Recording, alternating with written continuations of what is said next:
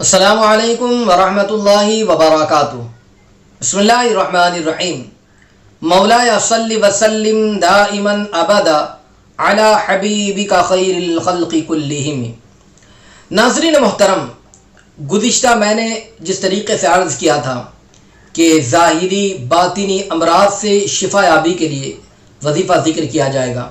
آئیے آج اس کو سماعت کریں، پڑھنے کی کوشش کریں تاکہ اللہ تعالیٰ ظاہری بیماری کے ساتھ ساتھ باطنی بیماری سے بھی شفا نصیب فرمائے۔ وظیفہ شروع کرتے ہیں، مگر اس سے پہلے میں گزارش کروں گا کہ اگر آپ نے ابھی تک ہمارے چینل کو سبسکرائب نہیں کیا تو آپ ضرور ہمارے چینل کو سبسکرائب کر دیں اور بیل بٹن دبانا نہ بھولیں تاکہ ہماری آنے والی ہر نئی اسلامی اور روحانی ویڈیو کی نوٹیفیکیشن سب سے پہلے آپ تک پہنچے۔ ناظرین محترم، اگر ہم چاہتے ہیں کہ ہمارا ظاہر اور باطن یہ دونوں صاف ستھرا ہو اور ظاہری باطنی تمام بیماریوں سے اللہ تبارک و تعالی شفا نصیب فرمائے، قلب صاف ستھرا ہو جائے، نفسانی خواہشات سے انسان بچ جائے اور اس طریقے سے بہت ساری بیماریاں ہیں وہ بیماریوں کو بھی اللہ تبارک و تعالی شفا میں تبدیل فرمائے، تو یاد رہے نمازوں کی پابندی کریں، فرض نماز کو ان کے وقتوں پر ادا کرتا رہیں، ساتھ ہی ساتھ نماز کے بعد وہ توبہ اور استغفار اپنا معمول بنائیں، درود شریف جتنا زیادہ ہو سکے اتنا زیادہ پڑھیں، اور دن میں کسی بھی وقت اول اور اخیر 11 مرتبہ درود شریف کے ساتھ 115 مرتبہ یا قدوسو کا ورد کریں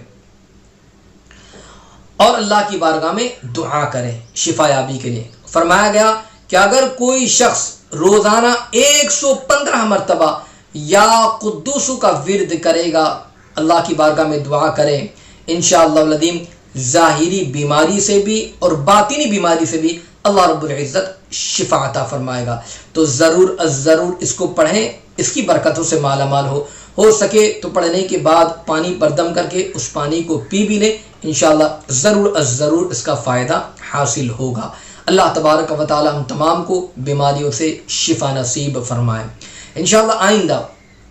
جو وظیفہ ذکر کیا جائے گا، بہت سارے لوگ کہتے ہیں کہ فلاں شخص بات بات میں گالی دیتا ہے، بات بات میں جھوٹ بولتا ہے، بات بات میں یہ برا کام کرتا ہے، تو اس طریقے کی عادت یہ بدلتی نہیں ہے۔ انشاءاللہ العظیم میں آئندہ اس چیز کو بتانے کی کوشش کروں گا کہ جو کوئی اس وظیفے کو پڑھے گا انشاءاللہ العظیم یہ تمام بری عادتوں سے انشاءاللہ العظیم وہ بچ جائے گا، اس کی عادتیں صحیح ہو جائے گی۔ اللہ تبارک و تعالی عمل کی توفیق عطا فرمائے، آمین۔ السلام علیکم ورحمۃ اللہ وبرکاتہ۔